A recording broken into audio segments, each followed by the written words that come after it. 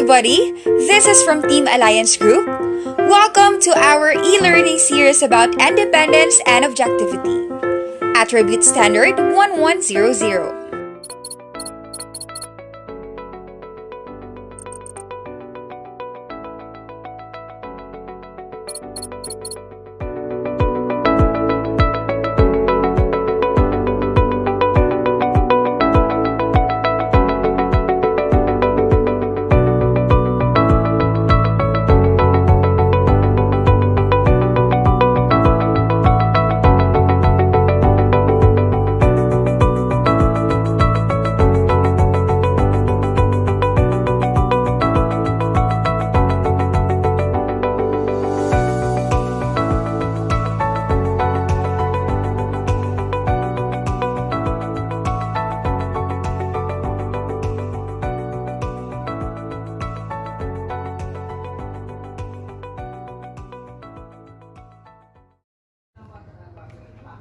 Auditing Standard 1100.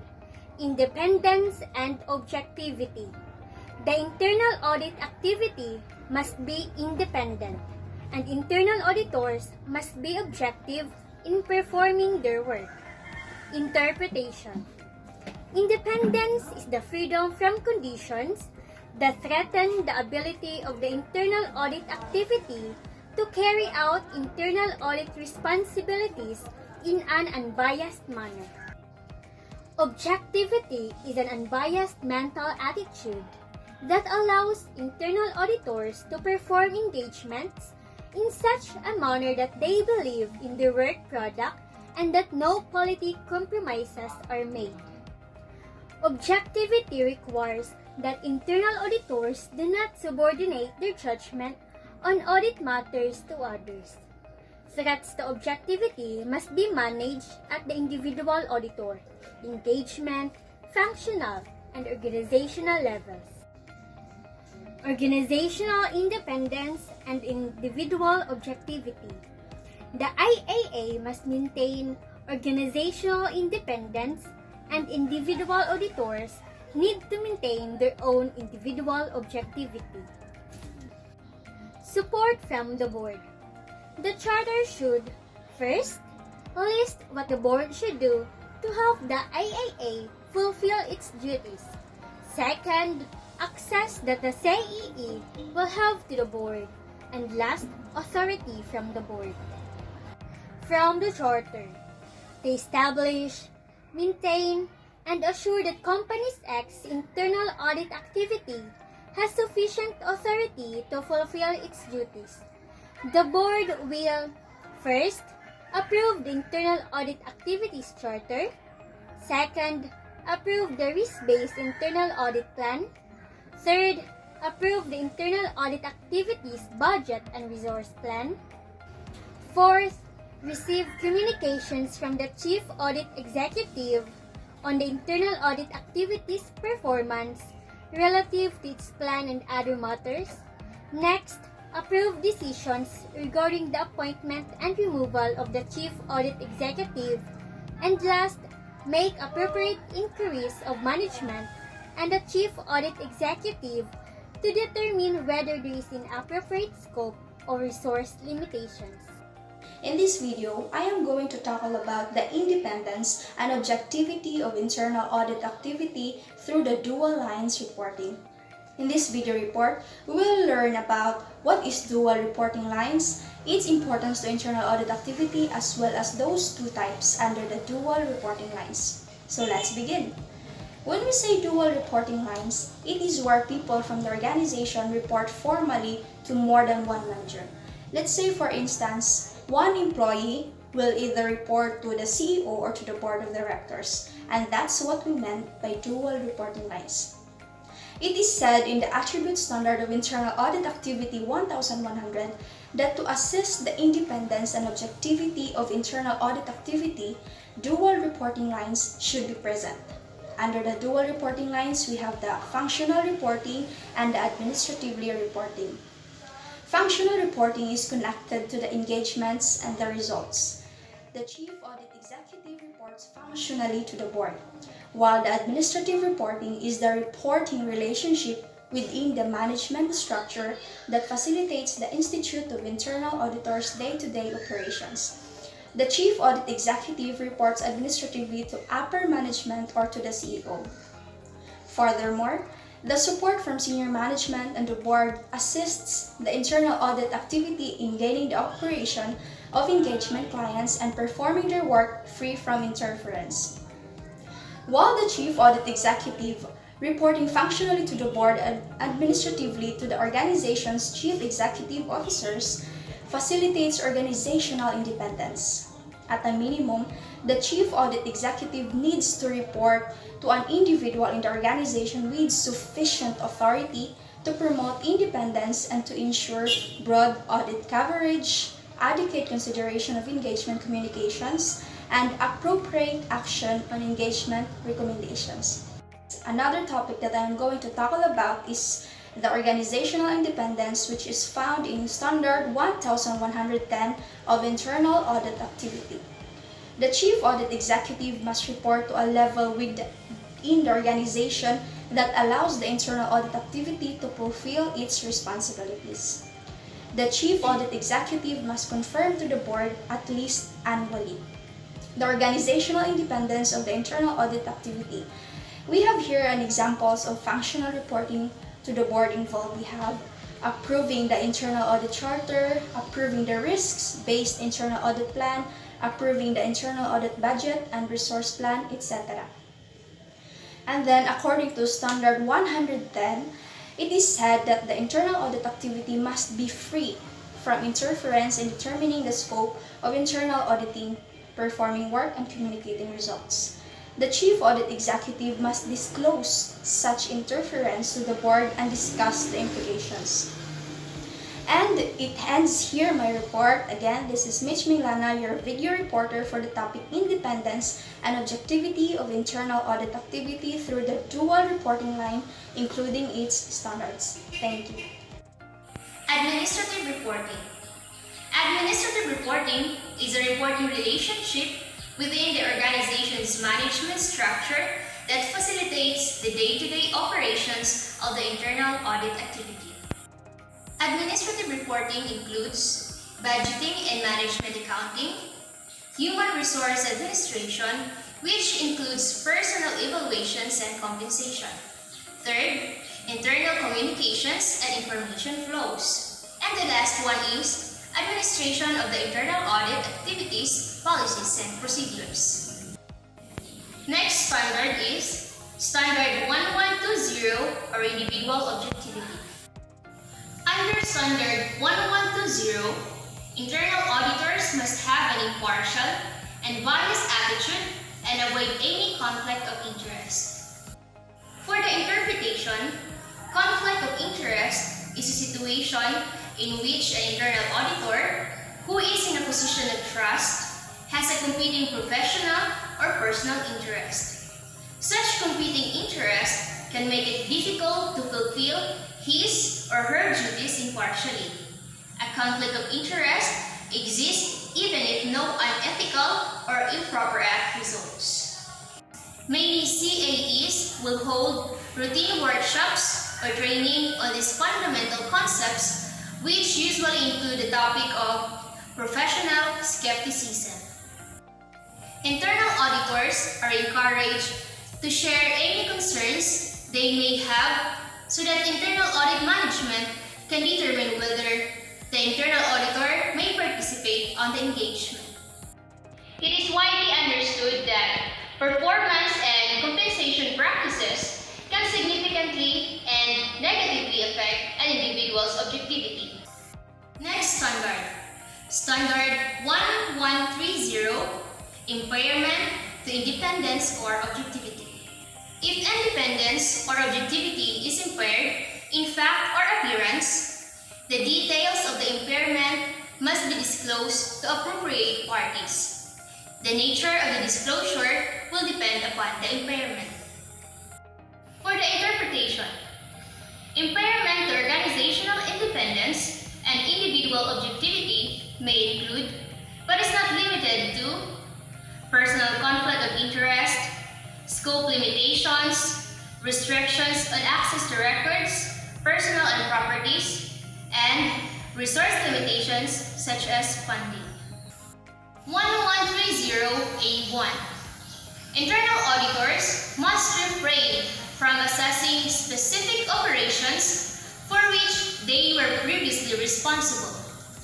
Objectivity is presumed to be impaired if an internal auditor provides assurance services for an activity for which the internal auditor had responsibility within the previous year.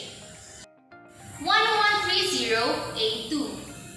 Assurance engagements for functions over which the Chief Audit Executive has responsibility must be overseen by a party outside the internal audit activity. 1130C1. Internal auditors may provide consulting services relating to operations for which they had previous responsibilities. 1130C2. If internal auditors have potential impairments to independence or objectivity relating to proposed consulting services, disclosure must be made to the engagement client prior to accepting the engagement. To fully understand and appreciate independence and objectivity, it is important that internal auditors consider the perspectives of their various stakeholders and the conditions that could be perceived as undermining or appearing to undermine independence or objectivity. Impairment situations generally include self-interest, self-review, familiarity, bias, or undue influence. Internal audit examples of organizational independence impairments are: first, the CAE has broader functional responsibility than internal audit and executes an audit of a functional area that is also under the CAE's oversight. Second, the CAE does not have direct communication or interaction with the board. Internal audit examples of organizational objectivity impairments include: first, an internal auditor audits an area where a relative or close friend is employed. Second, an internal auditor assumes without evidence that an area being audited has effectively mitigated risk based solely on a prior positive audit or personal experiences. Example, a lack of professional skepticism. Common impairments. First, a personal conflict of interest. Second, a scope limitation including a restriction of access to records, personnel, or properties. Third, resource limitation, which includes funding limitations. Fourth, situations where the auditor is assessing operations for which they were previously responsible. Fifth, assurance engagements for functions over which the CAE has previously had responsibility. And the last one is consulting engagements in areas where assurance engagements are also performed. Conflict of interest. Conflicts are a common cause of the impairment of objectivity for an internal auditor. In Standard 1120 interpretation, a conflict of interest is a situation in which an internal auditor who is in a position of trust has a competing professional or personal interest. Such competing interests can make it difficult to fulfill his or her duties impartially. A conflict of interest exists even if no unethical or improper act results. A conflict of interest can create an appearance of impropriety that can undermine confidence in the internal auditor, the internal audit activity, and the profession. A scope limitation is a restriction in the engagement that prevents accomplishing the objectives and plans. A scope limitation is a restriction placed in the internal audit activity that precludes the activity from accomplishing its objectives and plans. Among other things, the scope limitation may restrict the first scope defined in Internal Audit Charter. Second, internal audit activities access to records, personal and physical properties relevant to the performance of engagement. Third, approve engagement's work schedule. Fourth, performance of necessary engagement procedures. And the last one, approve staffing plan and financial budget. Addressing conflicts of interest. An auditor with a conflict of interest in an assurance engagement should be removed. Any conflicts of interest in a consulting engagement should be disclosed to the client. Recommendations and objectivity. The internal auditor's objectivity is not considered impaired when the auditor recommends standards of control or reviewing procedures before they are implemented. However, objectivity is considered to be impaired if the auditor designs, installs, drafts procedures for, or operates such system. Auditing past and future work areas. If an individual is assigned to an assessment engagement where he or she worked in the past year, objectivity is presumed to be impaired and such facts should be clearly stated when communicating the results relating to the area that was audited.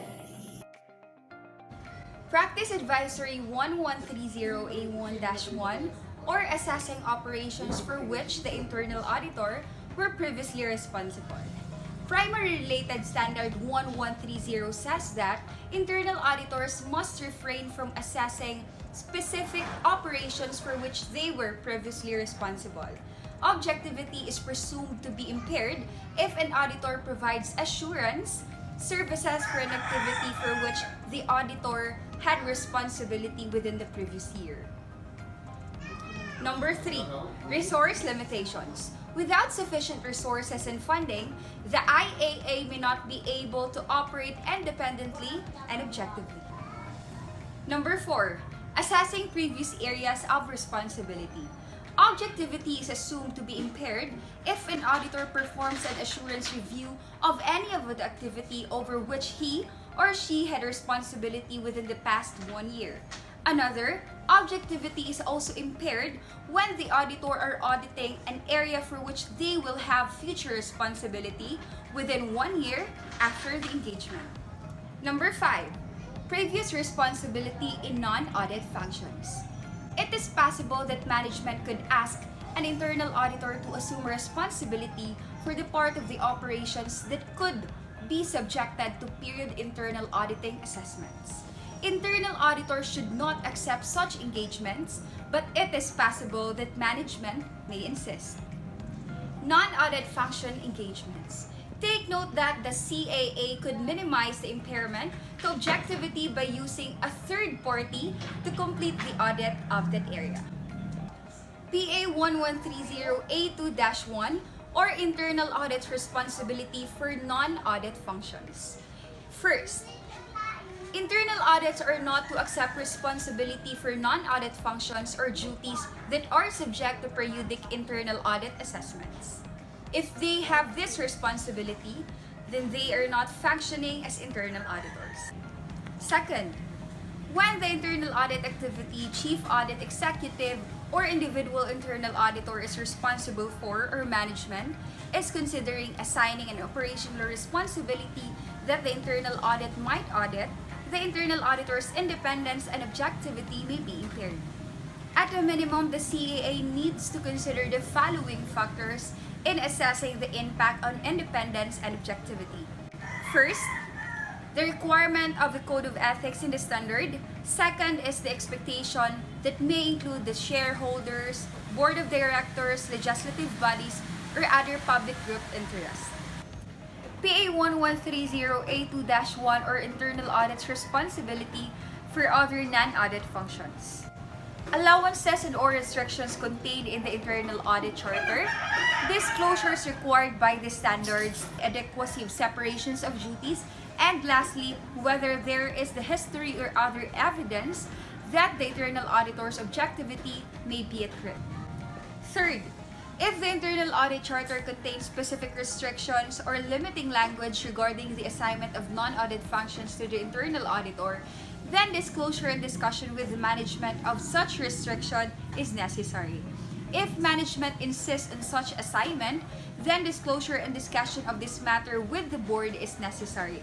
If the internal audit charter is silent on this matter, The guidance noted in the points below are to be considered, and all the points noted below are subordinate to the language of the Internal Audit Charter.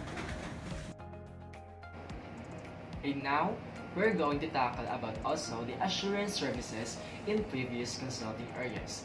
It is possible to provide assurance services in areas in which the internal auditor previously performed consulting engagements. Here are the sections with corresponding subsections of the Standard 1130 that are related to assurance services in previous consulting area. First, Standard 1130, Section A, Subsection 3. The internal audit activity may provide assurance services where it had previously performed consulting services, provided the nature of the consulting did not impair objectivity and provided individual objectivity is managed when assigning resources to the engagement. Second, Standard 1130, Section C, Subsection 1. Internal auditors may provide consulting services relating to operations for which they had previous responsibilities. Third, Standard 1130, Section C, Subsection 2. If internal auditors have potential impairments to independence or objectivity relating to proposed consulting services, disclosure must be made to the engagement client prior to accepting the engagement. Perceived impairment. Objectivity must exist in both fact and appearance. This means that internal auditors must avoid even the appearance of impairment. First, the CAE will confirm at least annually to the board that the IAA is organizationally independent. The CAE will need to make sure that the IAA maintains its organizational independence at all times. Second, the CAE will disclose to the board any interference with the IAA, determining the scope of work, performing the work, or communicating the results. Here are some policies to promote objectivity. First, job assignments should minimize potential conflicts of interest. Second, jobs should be periodically rotated so that relationships do not develop between the auditor and the auditee that might impair the auditor's judgment. Third, a strong QAIP will help ensure that organizational independence and objectivity are part of the culture of the IAA. Individual objectivity involves the Chief Audit Executive, CAE, organizing staff assignments that prevent potential and actual conflict of interest and bias, periodically obtain information from the internal audit staff concerning potential conflict of interest and bias, and, when practicable, rotating internal audit staff assignments periodically. Review of internal audit work results before the related engagement communications are released assists in providing reasonable assurance that the work was performed objectively. Hello everybody! This is the end of our e-learning series about this topic. The Team Alliance were so glad to share our knowledge with you, and thank you so much for tuning in. Enjoy and learn more about international auditing topics. And see you in our next e-learning series.